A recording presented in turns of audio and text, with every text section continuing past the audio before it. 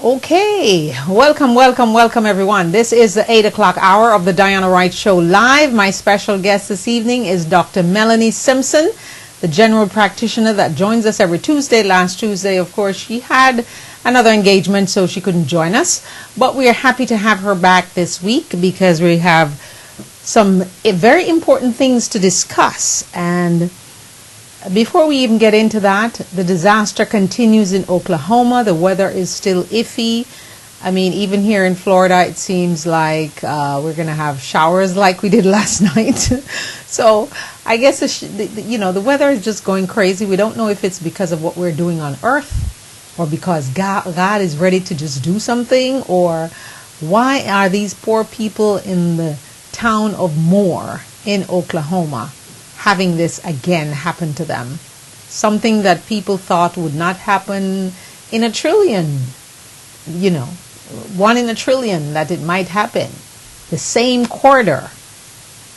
It happened in 1999 and it's happening again in 2013. Wow. So you rebuild and then you have to go back and rebuild again.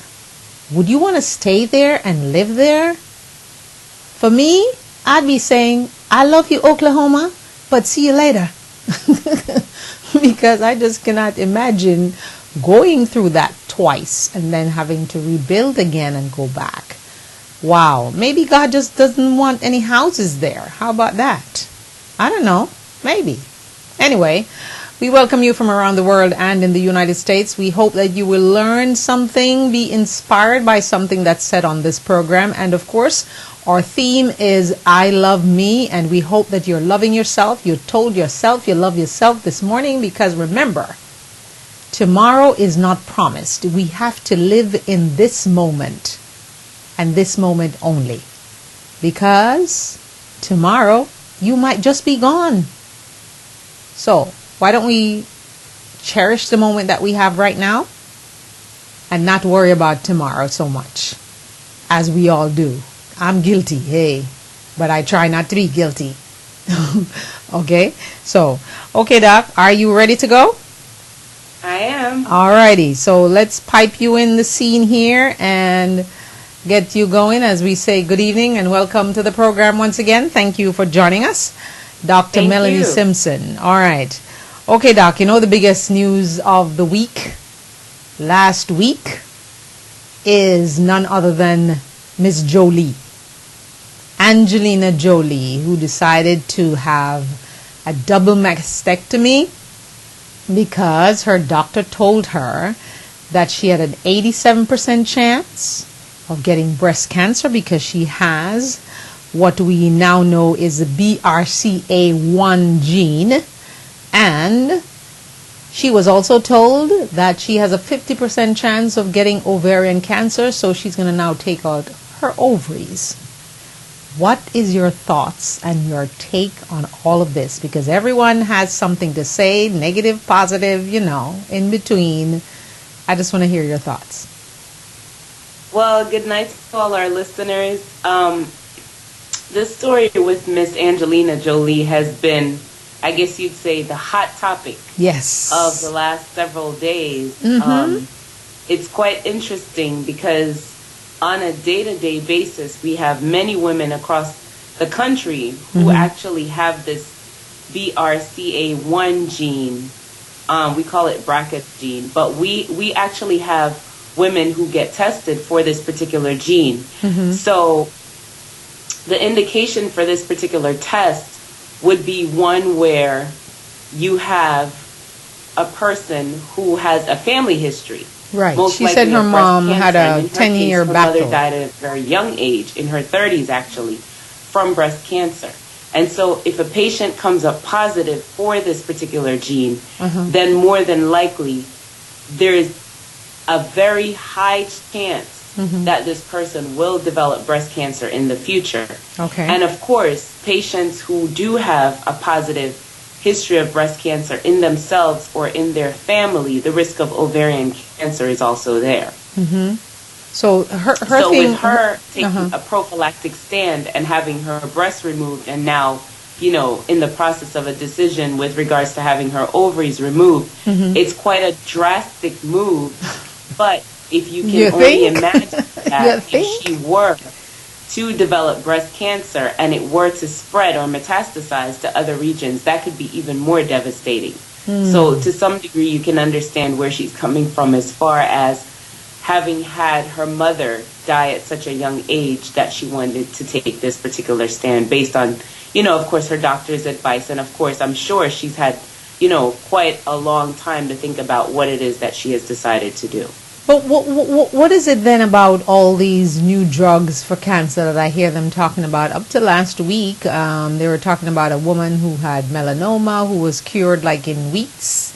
Another man who had lung cancer was cured. I think the drug, I had it written down, I should have brought it, Yovasat or Yosolat or something like that. And, I thought to myself, well, I'm assuming that she, dealt with all those avenues before she decided to do what she did. But is there hope and drugs that are obviously getting better? Because this story was featuring 2 people or 3 people, I think it was. One man had lung cancer, another woman had melanoma, and they were actually cured with not a lot of side effects.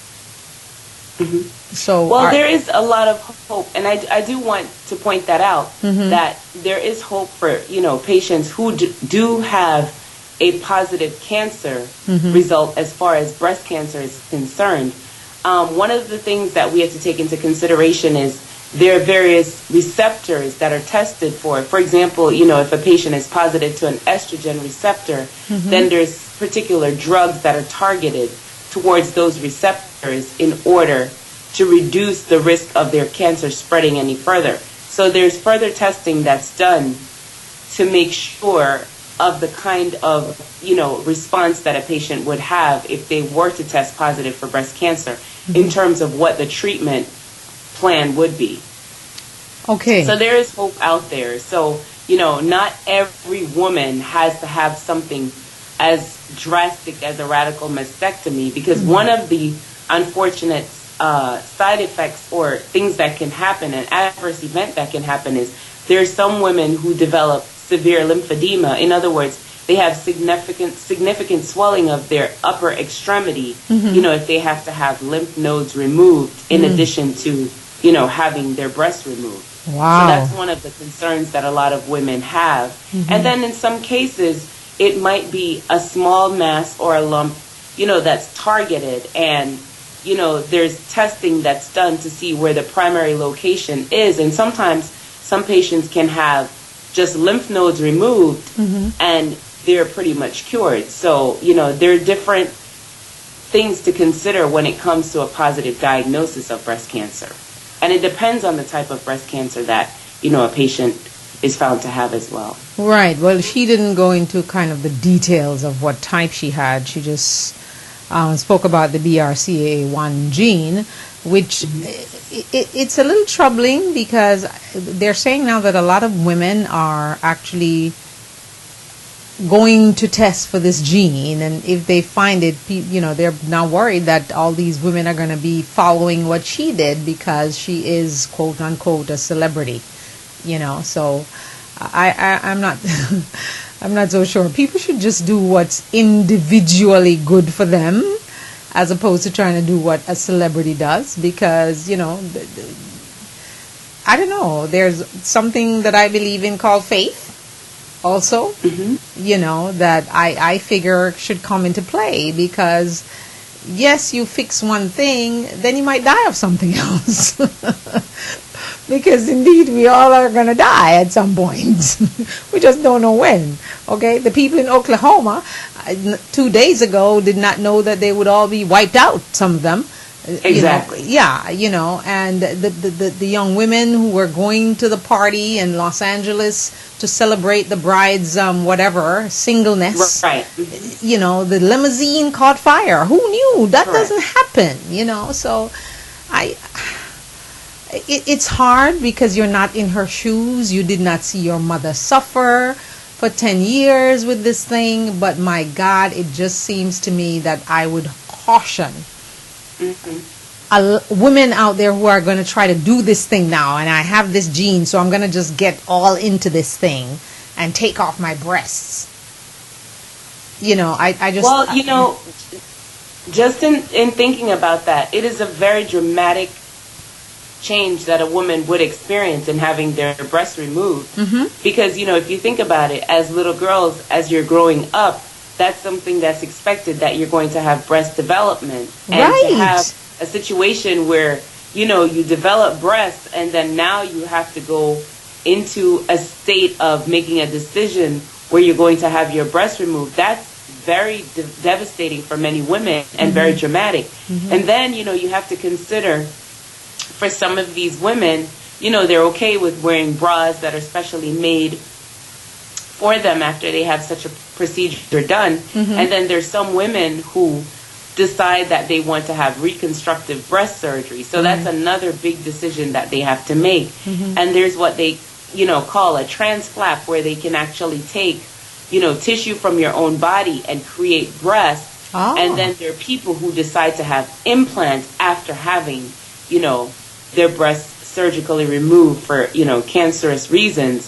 So there's a lot of thought process that kind of goes into it. And if you think about it, the woman goes through such an emotional battle or an emotional change or strain that, for some women, they enter into severe depression, because if you think about it, if they're in a committed relationship with their significant other, you can... Okay, we've lost your sound, Doc. Hopefully we can just get that back. I don't know what's going on. Maybe there's a clicker in the power. No. Is it thunder? Okay, there you go. I lost her.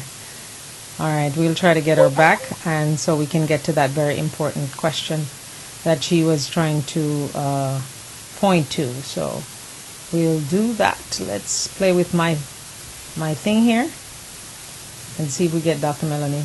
Okay, Doctor, are you there? Oh boy. Okay, I have totally lost her now. Okay, let's see. Okay, Dr. Melanie, if you're hearing me, you can try again, because I don't have you here. I have just the photos of everyone on Skype, and she was giving us... Okay, let's try again. Okay, Dr. Melanie, are you there? I'm here. Yes, okay, there you go. All right, let's put you back up, because you were giving us some very important information there. All right, go ahead. You were talking about the various options that women have that they can... You're on the flap, I think. That's the last thing you were talking about. So I was saying that a lot of women, when they have, their breast surgically removed for cancerous reasons, then they have options in terms of what they want to do afterwards. So some women, they have a special bra made, that they can wear that would make them feel comfortable, almost as if nothing happened, so to speak. And then, in addition, they also have a situation where they can choose to have a transplant done. So they take tissue from your own body and then they create breasts, from a natural perspective. And then there's some women who choose to have, like silicone implants done or gel implants done, to make them feel like a woman again. So I was saying that the emotional stress or strain that a lot of women go through with this particular process is quite challenging, and it's very good to have a great support system, because you can only imagine if they're in love, with their significant other, or if they have a lot of friends. It's kind of odd when, especially if you're a woman that's well endowed, and you share this with your friends, or you choose not to share it, and your friends see you, and they might notice something looks a little bit different. Now you want to go to the beach. And, so there are a lot of emotional things that women go through who have to have this procedure done. Okay, I want to talk about the sexual part of it, because it seems to me that your breast is a very important part of the whole sexual experience. So, obviously they're not going to have any sensation there, even if it's reconstructed. Am I correct? Well, the nipple area... because if you think about it, they're removing everything. Right. So nipple is gone, and that's the most sensitive area of the breast. So in terms of sensation, no, they're not going to feel anything. It's almost as if it was a person that previously had no breast. The only difference is even in childhood, there are nipples present, so that once a child is born normally in terms of their body structure, and so you're able to have sensation in that area. Okay. And so once that's gone, it's very difficult for these women, because they're used to stimulation of their breast during sexual intimacy. So you can only imagine the extreme stress that these women go through dealing with themselves, because number one, she has to look at herself in the mirror, and don't forget, men also get breast cancer. So, okay, yes, thank you for bringing that up. Yeah, so it's not just women, because I had a patient several years ago who was in his 20s who presented with gynecomastia, which is enlarged breast in a male. In his 20s? In his 20s. Wow. And strong family history on both sides of breast cancer, both maternal and paternal sides. So men do present with this problem as well. Not as commonly as women do, but it is there. Okay. Wow. Sad things happen, what can I say? Are we checking the sound on your side there, Doc? Because it seems like we're hearing back some things here. But anyway, let's continue, because this is really, really important. You talked about the depression, and how does the whole husband, significant other person fit into this? Because, Brad Pitt came out and said, wow, he supports her because she's brave and all that kind of stuff. But, that's what people tell you in the public. Because I remember I did a show in Jamaica, on the Diana Wright show in Jamaica. All these women who came on the show who had breast cancer took off, their breasts had to be taken off, not because they wanted to, but because they had to. And, they even showed me how it's done and what they put in and that kind of stuff. They reconstruct, and there was a doctor there and everything. And, one of the things they talked about a lot was the fact that your partner has to be part of the process, because you're now losing that part of your womanhood, if you will. And how are men dealing with this kind of stuff? Is a guy just going to run away because you have no breasts no more? Or, I'm laughing, but it's like all these things come through your head, when you see someone do something so drastic, you're going, oh my God, what happens if it's somebody I know, Well, I mean, it's a very dramatic kind of situation, like I said previously. I cannot imagine, if I personally were to encounter a situation like that, how I would deal with it. It's very hard to say, because you never really know your reaction until you're in that situation, particular situation. And so that's the reason I say that a support system, whether you have brain cancer, breast cancer, testicular cancer, whatever kind of cancer, any kind of illness, a support system is very essential. And if you think about it, especially for, a woman who, this is a prideful part of who a woman is. Yes. Because most men, when they look at women that are, very well endowed or have a beautiful shape, they're paying attention to their breasts, whether they're exposed or they're underneath clothes, just the way your clothes fits you. We choose blouses and, dresses based on how it fits on top and how it fits on the bottom. Right. So you can only imagine that ability to express yourself based on how God created you, and now to lose that part of you, that has to be a very, very difficult situation to be in. Yeah. All right. Well, we're going to move from the breasts and go and go someplace else, because I there was an article that I read, and it was talking about cancer symptoms that women ignore. And I just wrote them down, and I just wanted you to, kind of comment on them if you can. Wheezing or shortness of breath, chronic cough or chest pain, swallowing problems and hoarseness, frequent fever or infections. I'm not quite sure infections of where they're talking about in that, and they did not explain. Swollen lymph nodes or lumps on the neck, under your arm or your groin. So are we supposed to be inspecting those areas generally and paying attention, or just wait until you go for your annual checkup? Well, okay. Well, because you don't want to know. I will start with the lymph nodes. So lymphadenopathy, which is enlarged lymph nodes. Right. So, in general, and I'll just kind of demonstrate a little bit in terms of the neck. But in general, you have lymph nodes that span your neck. I mean, they're everywhere over your body because they serve to contain infection and help, fight infection. And so when you think about it, if you have a sore throat, for example, many times people will tell you they feel, an enlargement right, of the nodes in their neck. Exactly. And so the cervical lymph nodes that are in your neck and then along your clavicle, there's ones that are on top that are known as supraclavicular lymph nodes and ones below. So supra on top and infraclavicular below. But those lymph nodes in general are lymph nodes that most doctors check if you present with a sore throat or some kind of respiratory infection. And then in terms of under your arm, well, I would hope that everybody takes a bath or a shower and you wash underneath your arm. Yes, but you're not feeling for lumps, Doc.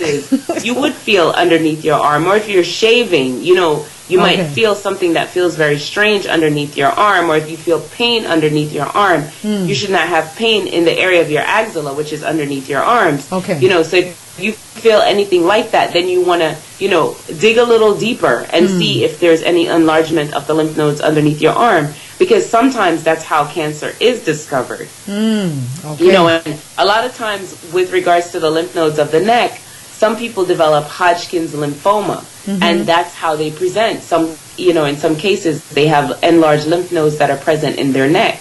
And then with regards to the groin area, well, again, you take a shower, you take a bath, you know what I mean? And so as you're washing, you pay attention. There might be an area that looks swollen.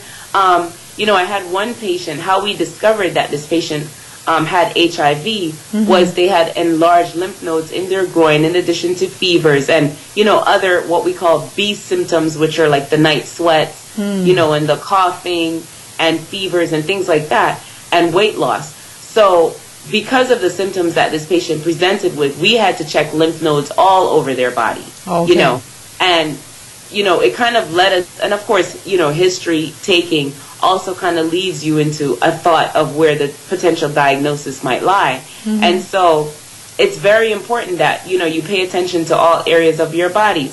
That's why, we recommend for women to do a breast exam, a self-breast exam every month, about 2 to 3 days after your cycle ends, for those of you who still have periods, as well as just going to get a physical exam done. But in terms of the symptoms with regards to a chronic cough, a lot of people have a chronic cough because they're a smoker, or they might have sinus symptoms. So, they might have a cough, or they might be an asthmatic type of a patient, and so they might present with cough symptoms.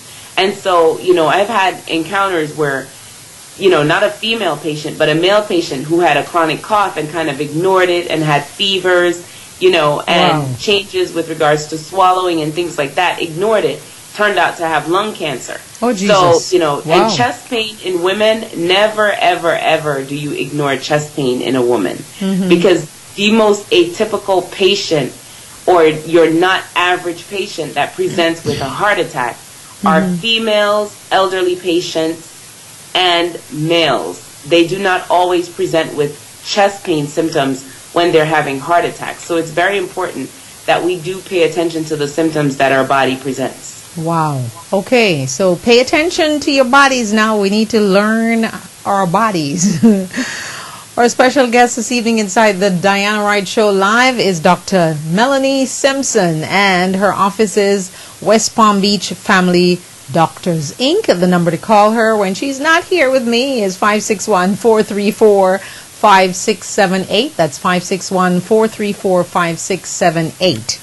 Okay, Dr. Melanie, let's continue down this list. Bloating or abdominal weight gain. Abdominal weight gain? Oh, you're gaining some belly. So all those men with those big bellies, they need to be worried about something. Okay, guys, don't get mad. All right. Feeling full and unable to eat. Pelvic or abdominal pain. Usually heavy or painful periods or bleeding between periods. Now, that one, is that one more related to fibroids, or they have it here on the list, are symptoms that we should be watching for that we ignore when there are cancer symptoms? Well, with regards to women and their menses, yes, it is highly recommended. I do it myself. It is highly recommended that we do keep track of our menstrual cycles. The average menstrual cycle is between 28 to 30 days. Right. So from the prior month until the following month, it's about, that span of time that occurs in between cycles. There's some women who get a period for 2 weeks long, and then they'll have no period, and then 2 weeks later they get a period again. Okay. Intermenstrual bleeding is not normal. So you should technically have a period every single month. You should not have 2 periods in a month, 3 periods in a month, a period that lasts an entire month, or anything of the sort. Because the more acute blood loss that you have, the higher your risk of being anemic. And then, those are the people that complain of feeling extremely fatigued. Right. Those are the people with low energy. Those are the people who have difficulty sleeping in some cases. Those are the people who complain of their heart racing. Wow. They also might complain of shortness of breath. And that's because their cardiac output, or the way their heart is able to pump blood around their system, is decreased because they don't have enough blood going around the body the way it should, because they're losing blood, because they're shedding the lining of their uterus. So as a result, women should pay keen attention to when their cycles do occur. Okay. So not only when your cycles occur and whether or not you have in-between bleeding between a 28 to a 30-day cycle, but in addition to that, excess cramping during your menstrual cycle sometimes can be suggestive of another process going on. So for women who are sexually active and they have, pretty significant pain, right, they should consider getting a pregnancy test. It doesn't mean, okay, you've not seen your period, and that's the reason you run to the physician, what we call amenorrhea. But if you are putting yourself at risk, then the chances are you could be pregnant. And don't be fooled thinking that because you're having a period you can't be pregnant, because there are women who have had periods and are actually pregnant. Okay. So, it is recommended that you do have yourself evaluated if you're having pretty significant cramping or extremely heavy bleeding. And again, uterine fibroids can also be a contributing factor to abdominal swelling, extreme pain with periods, and extremely heavy periods as well. So that's something else that we need to take into consideration. Okay, so if you're having extremely heavy periods and your period is putting you in bed for 2 days or so, that's not normal, right? Correct. Okay, wow, okay. Rectal bleeding or blood in your stool, upset stomach or stomach ache, a red, sore or swollen breast, nipple changes, excessive bruising or bleeding that doesn't stop. I guess that's if you get a cut or something. Okay. Weakness and fatigue, which you kind of just mentioned. Unexplained weight loss. Not like people like me who are always trying to lose 5 pounds and can't lose it. Swelling of facial features. Okay. What's this one now? A sore or skin lump that doesn't heal, becomes crusty, or bleeds easily. Does that have anything to do with diabetes, though? Because say that one more time. This one is a sore or skin lump that doesn't heal, becomes crusty, or bleeds easily. Okay. And then the last one is changes in nails, pain in the back or lower right side. Okay. So there, you kind of threw. Okay. Which one do you want me to go back to? Consider out there. But with regards to rectal bleeding, so that's one that I'd like to address at this point, because many people might see blood in their stool. For example, if you're on opiates or pain medications, that can cause constipation because it slows down your GI tract. Okay. And so you may have a more forceful bowel movement, or if you don't have adequate amount of water or fruits and vegetables in your diet, that can also result in a constipation taking place, and as a result, a force of the bowel movement as it tries to move through the GI tract. Okay. The other thing is sometimes people develop hemorrhoids, and whether you have an external hemorrhoid or an internal hemorrhoid, it can bleed. And in terms of a hemorrhoid, usually you'll see bright red blood on the toilet paper, or it may be in the toilet bowl, or whatever the case might be. But no one should see blood with any stools at all. That's not normal. And in some cases, some people are taking iron supplements, and that can cause you to have dark stools that look like there's blood in the stool. So that's the other thing to take into consideration as well. In addition to that, if you see blood in your stool and it's of a dark nature, that's usually an upper GI bleed suggestive. So, for example, if somebody has, peptic ulcer disease and they have a ruptured ulcer or something of that sort, that's usually the kind of presentation is you'll see dark blood in the stool. So any kind of blood noted in the stool should be concerning. The other thing is sometimes people develop what they call a colitis. So, sometimes some people may have eaten certain types of food. You may have traveled abroad and you might have eaten something and picked up a bacteria of some sort, and then you can present with rectal bleeding.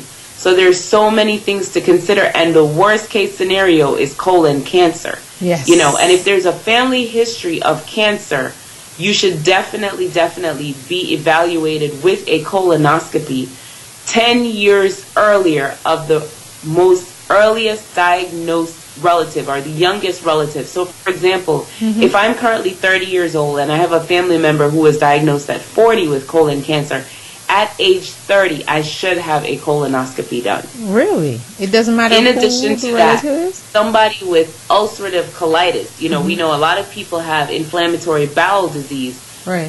And they can present with blood in their stools as well. Crohn's disease, they can present with blood in their stool. People who have irritable bowel syndrome, where they have bouts of diarrhea, then constipation. Some of those people, in some rare cases, do also present with blood in their stool. So it's very important that you pay attention to whether or not you do have any kind of blood in your stool. And in some cases, this sounds silly, but some people are on their period and they forget their stool has blood, and they're confused and thinking, oh my goodness, you'd be surprised, Diana. So I'm putting it out there, but that's also, I am not surprised because people panic for little things and big things, and you doctors have lots of work to do. My special guest inside of the Diana Wright Show this evening is Dr. Melanie Simpson, and she is from the West Palm Beach Family Doctors, Inc.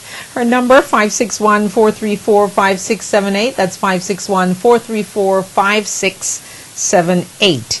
And she joins us every Tuesday when she can on the program to talk about medical things that affect us medically. So if you have a question and you'd like to ask her the question here on the program, I'm putting the number up. It's 561-228-1921. That's 561-228-1921. And we can help you out with whatever ails you. She's a general practitioner, so she's able to take on all the issues as opposed to the specialty people who can only do their genre. All right. I want to just go back to a few other things now because I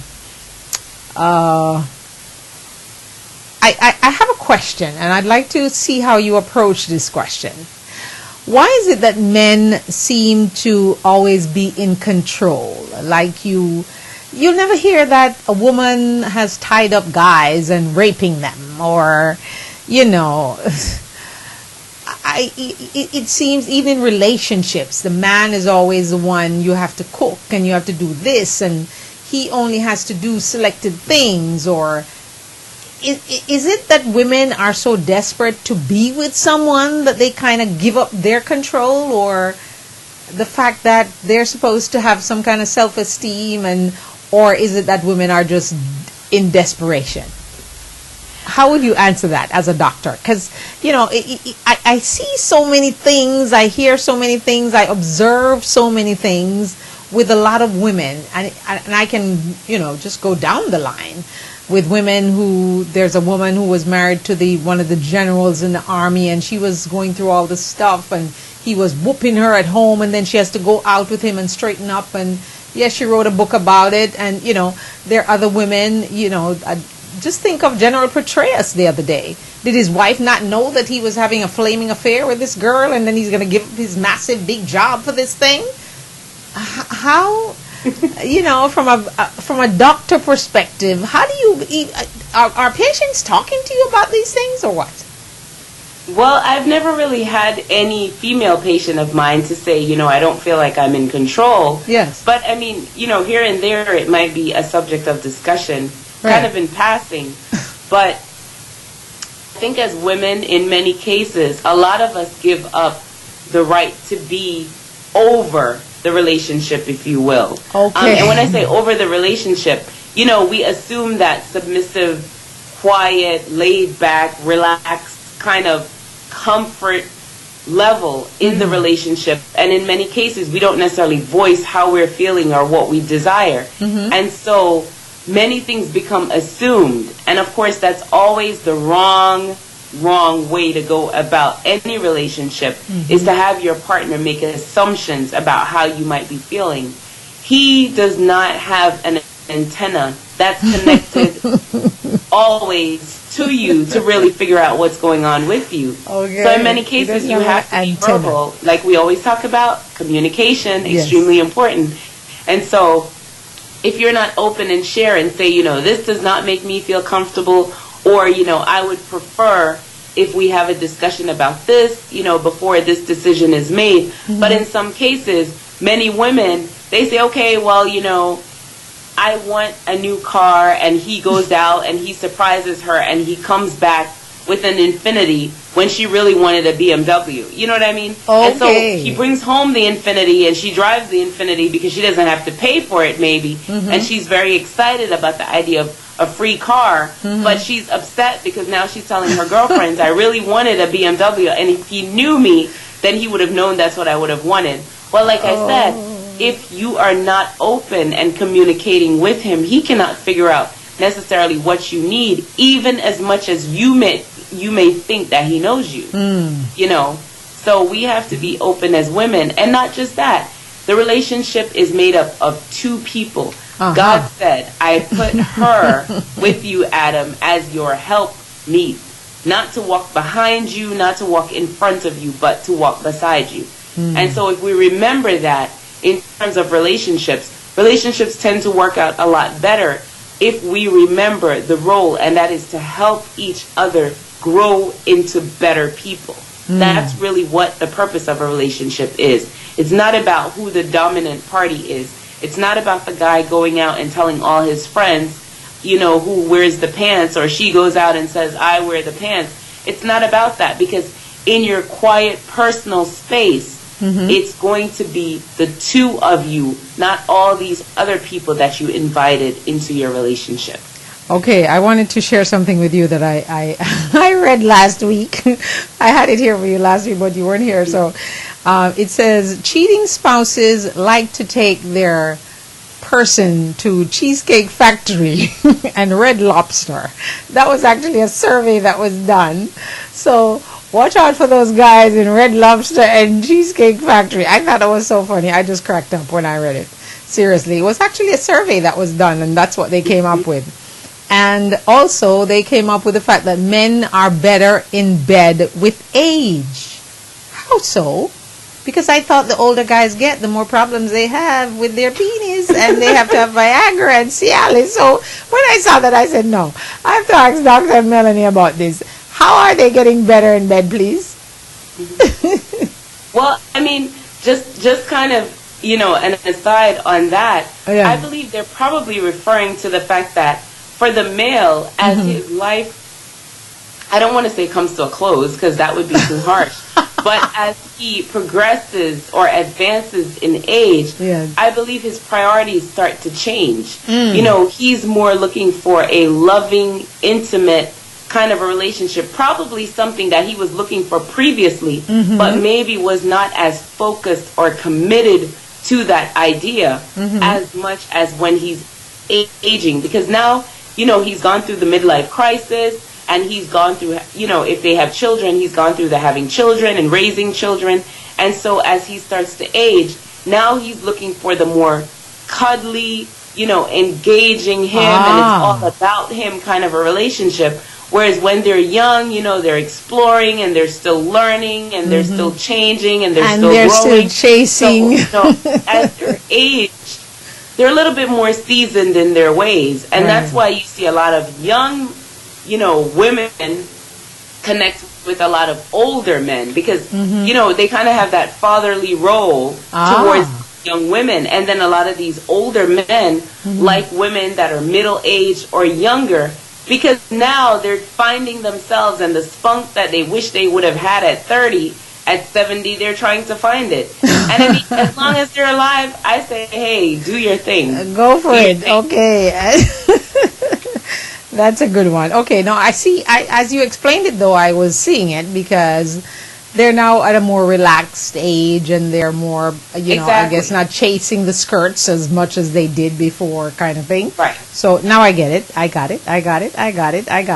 Okay, some of the other things that women were complaining about men is that they half make the bed and say they made the bed. And they were also saying that you should be flirting with your husband or your wife. You should not just be having a, you know, kind of boring routine kind of thing going on. You should, as opposed to your, you know, your husband going out and flirting with other people, you both should be flirting with each other. That was one of the suggestions. They also stated that in marriage, all roads lead to sex. That one kind of stunned me, and I'm going, what? We're all adults, and I will say this. Well, I would hope that, you know, everybody listening is an adult. Yeah, I think so. At the end of the day, that physical gratification is what a lot of couples look forward to in their marriage. It doesn't mean they're getting married for that reason, but that physical connection is something that they're looking forward to. And so the cheating, the infidelity, all those things tend to take place when that particular need is not being fulfilled. Nowhere in this statement am I saying it is okay to go out and be intimate with somebody who is not your wife, who is not your husband. Right. But all I'm saying is you flirted to become engaged and involved with that individual. And now that you've gotten married, the dating should continue. Because remember, you're on a journey of self-discovery together.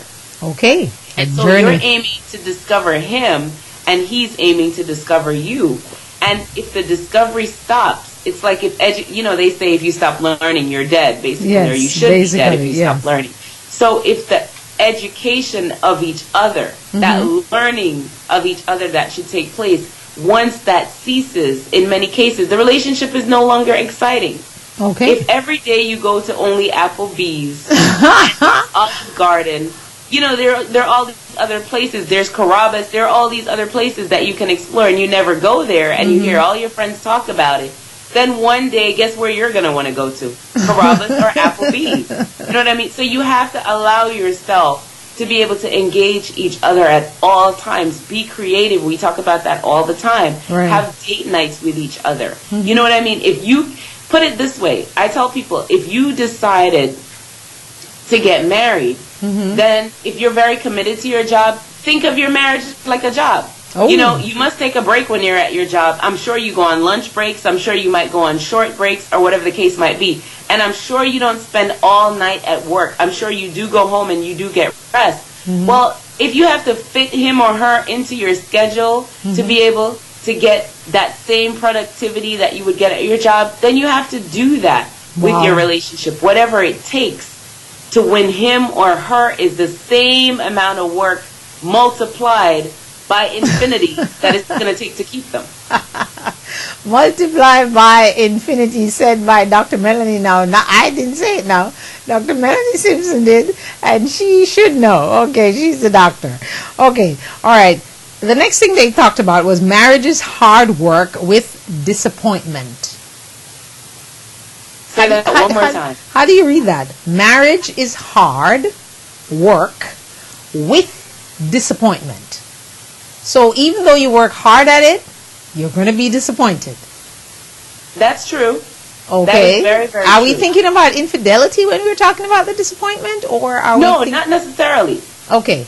Not necessarily, because remember, infidelity is a small percentage of what can take place in a marriage. Disappointment can fall into that category of expectations. Remember, everybody goes into a relationship, whether it's a friendship or it's a marital relationship or courting, soon to be married relationship. Everybody goes in with expectations. When you go on your job, you go with expectations. You know what I mean? So when you go to the restaurant, you go with expectations. If last week you had beef, and it was medium rare, and they come this week and you ask for medium rare and they give you well done, you're going to be unhappy. So it's the same kind of thing with relationships. We all have expectations. Sometimes we're verbal with those expectations. Sometimes we're not. Sometimes we hold back to kind of see if that person can figure out what we would like. Well, again, this is not a crossword puzzle. Not everybody can connect the dots. Sometimes the elevator has left the building. I'm just being so honest. But many, many times people go into marriage and their expectations are through the roof. If he did not clean up after himself before you got married to him, guess what? Chances are he may not necessarily pick up that habit after you get married. If she did not know how to boil water or rice before you married her, unless you teach her or your mother teaches her or some other person teaches her, chances are she's not going to know how to do that. And so we go in with these unrealistic expectations at times, and then the statement comes back, oh, if I would have known, oh my goodness, I could have done this better by myself. Well, guess what? Now you're by yourself because he or she has just walked away because now they're frustrated because of all these unrealistic expectations. And so we have to be fair and recognize it's a growing process. That's the reason why when you get a new job, there is a 90-day window. Either you perform well and you stick around, or you're not going to be there anymore. Why do we think relationships are any different? You should give yourself, 90 days is what it takes to create a habit. You know what I mean? So if you want him to change, then do things that'll encourage him to change. Maybe you can say, well, dear, I noticed that you put your socks on the ground, or you take off your clothes at the door when you get in. That's fine if we're going to have a romantic moment, but unless that's going to happen, I would appreciate your clothes going into the basket or hanging it up in the closet, or you know what I mean? You do it with love to encourage that behavior. But when you yell and you scream and you carry on, guess what? He'd rather be sitting on top of a roof than listening to you going at it with him over that. Okay, Dr. Melanie. Next one. Here we go now. Hugging, kissing, being nice without having sex. So you'd like me to, okay. So I left you to fill in the blanks. Body kissing. We go back to that. The way people move, the way people express themselves, just a smile, like we've talked about before, just a smile or the way you look at the individual that you're connected with can tell that person that your mind is in an intimate place with them. It doesn't mean you want to lay down in the bed with them, but it can tell them that, what, I'm thinking of you in a very endearing manner at this current moment. And so a lot of times people get hung up on creating this atmosphere before they can express these kinds of behaviors. If you go to the restaurant, you're a good-looking woman, he's a great-looking guy, he's got a great personality, you have a great personality, and you go to the restaurant and you're having fun. If you ever notice, when you go to a restaurant or any kind of outing, and you notice people that are in love, even if they're pretending, sometimes they're doing a really good job at it, but if you notice people that are very much into each other, it draws other people's attention towards that, because that's what we all look for. So you might see a man that, has his arm around this woman while they're out to dinner, and, he keeps giving her kisses on the cheek, or he keeps leaning over into her or something. A lot of people are like, well, I wouldn't be doing that. Well, maybe that's why you don't have a man, or you don't have a woman, or maybe that's why your partner is busy paying attention to the couple across the way. Yes. Because you're not doing the things that they themselves are looking for. Or you yourself as the woman might be looking for that kind of behavior from your spouse, but you're not into public affection. So, we all have to change.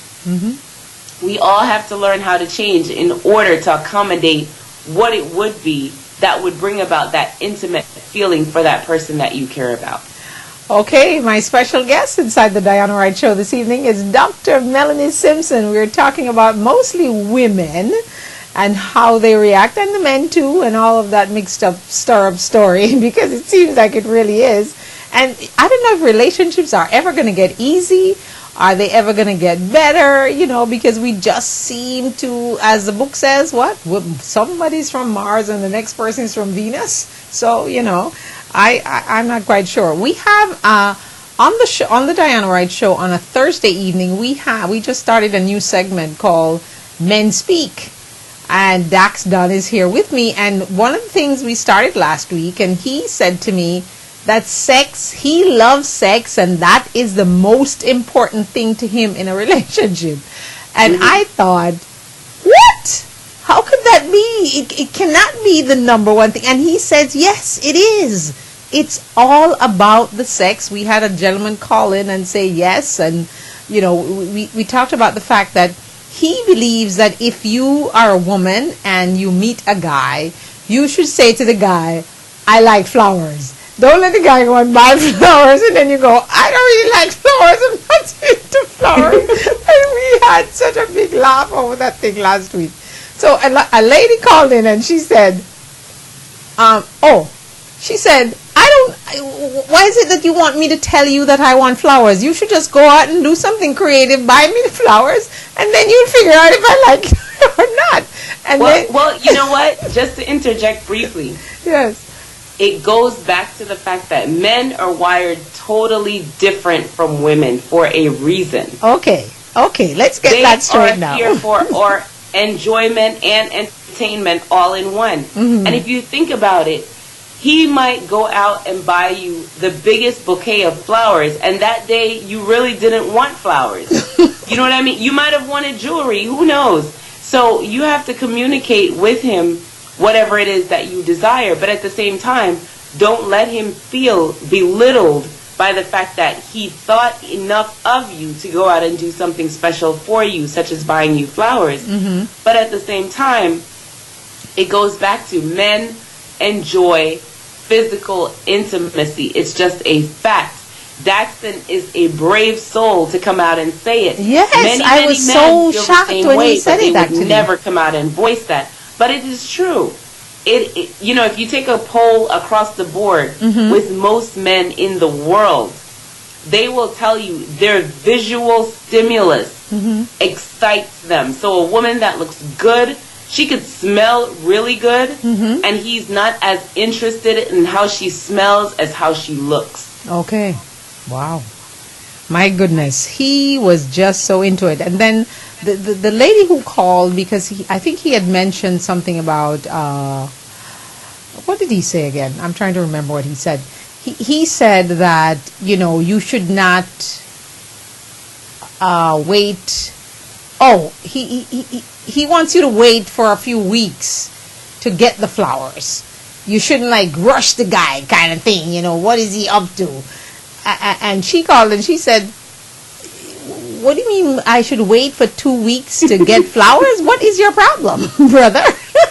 So it was quite a feisty conversation, so I just figured I just throw it out there, but you gave some great explanations about it. Men simply, that's at the top of their agenda. So then he asked me, what's on the top of my agenda? I said, well, not sex. It's not on the top of my agenda at no point. So, and he was like, okay, Diana, you have problems. But you know what? Everybody I was listing things like my daughter, and that kind of thing, and he's like, no. Well, you remember the conversation we had several weeks back where I say that with women, because we were talking about libido, and I was saying with women, as many more things come into their lives, for example, they start to have children and grandchildren, their priorities change. And especially career-driven women. Yes. And you're a career-driven person. Yes. So your priorities change. And so you might be totally into your daughter and totally into your career. But you can't forget, before the daughter, there was the husband. Okay. And that's a lot of women forget, that before they had everything else, and I'm not necessarily speaking with women who, have advanced themselves in their career and then became involved, because that's what we're noticing now is more women are becoming extremely independent and career-minded before they take on the responsibility of a relationship and family and, all of that. But we have to go back to the fact that at the end of the day, you could have the best career in the world, you could own as many houses and cars and land and, have a great bank account, but we all desire that feeling of that one person that makes you feel like the world is at a standstill and you are the most important person in it. Even a pastor said, I went to a conference over this past weekend, and Bishop Noel Jones, very, very well-known person by a lot of people because he's from the islands, and he said, listen to me, and I'm talking to Christians now. He said, a lot of you tell me that, you have a man and your man's name is Jesus. Well, if Jesus comes and curls up in the bed with you at night and does what you need for him to do to make you feel good, then that's great. But I don't think that's reality. And you need to wake up and smell reality. That sounds just like Noel Jones. A man and a woman, because he recognized that the physical aspect of who Adam was, that's not what God is here to fulfill. The spiritual person is who he connects to. So we really have to be realistic and recognize that, a physical person there to support you is something we all crave and desire. Okay, so that's the reason the word love is such a big, magnanimous word, because we all crave it, we all need it, we all want it. And, when we have it, we are on top of the world, it seems. Exactly. Yeah, exactly. All right, well, I just want to give you time now to give your last words on the program, Dr. Melanie. But before we do, just want to remind people that Dr. Melanie's office is called the West Palm Beach Family Doctors, Inc. The number to call is 561-434-5678. That's 561-434-5678. And we welcome you from around the world and in the United States right here on the Diane Wright Show. Every Tuesday evening at the 8 o'clock hour, we do this with Dr. Melanie. It ranges the gamut of conversation because I just think people just don't want to talk about stuff, even though they're in a relationship and it's horrible. And a lot of women, they pretend as if everything is glorious, and then when they go to their bed at night, they cry and they say, oh, I'm so lonely, I'm feeling so alone, And it just is a cycle of pretentious behavior, both on men and female parts. I mean, I would refer to talk about men who have these big bellies, and then they're talking about, oh, my wife needs to lose some weight. What about your belly that you need to lose? It's like, I mean, whatever. So anyway, let me give you time now to speak. Okay, Dr. Melanie, last thoughts before you go. Are you hearing me? Well, regarding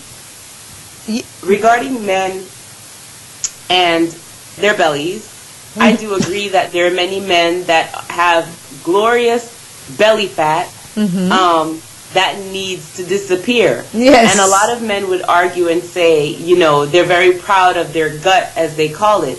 However, it is not healthy to have such a waistline because that's not normal. And in addition to that, it's not attractive either. Right. And so for men who would rush to tell a woman to lose weight, you have to be careful how you do that.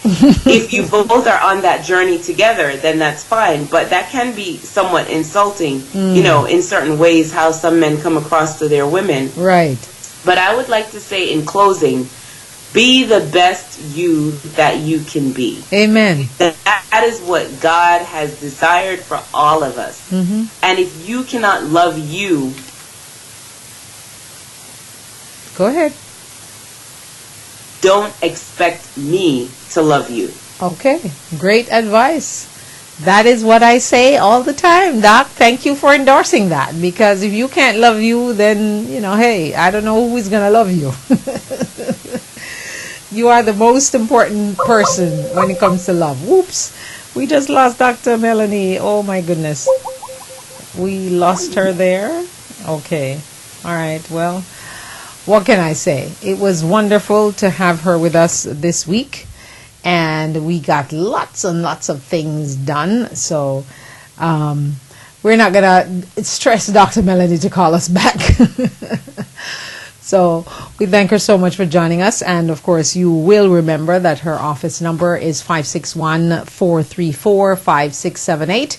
If you need some more advice off the cuff that you know you're too shy to call and ask about on the line, we will ask you to do so. 561-434-5678. That's 561-434-5678. West Palm Beach Family Doctors Inc. She is indeed one of the rare physicians left. They are general practitioners, GPs, and they can kind of, you know, take care of you from your babies up till you're old and gray.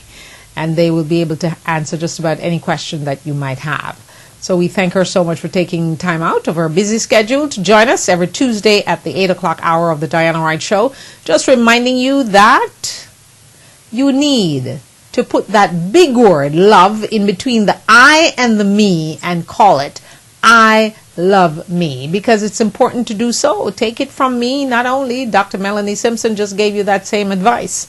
Love yourself first, and the rest will come to you.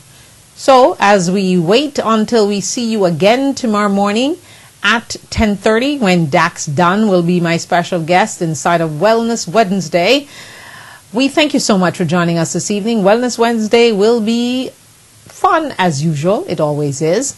So we ask you to join us tomorrow morning at 10:30 for another live episode of the Diana Wright Show right here.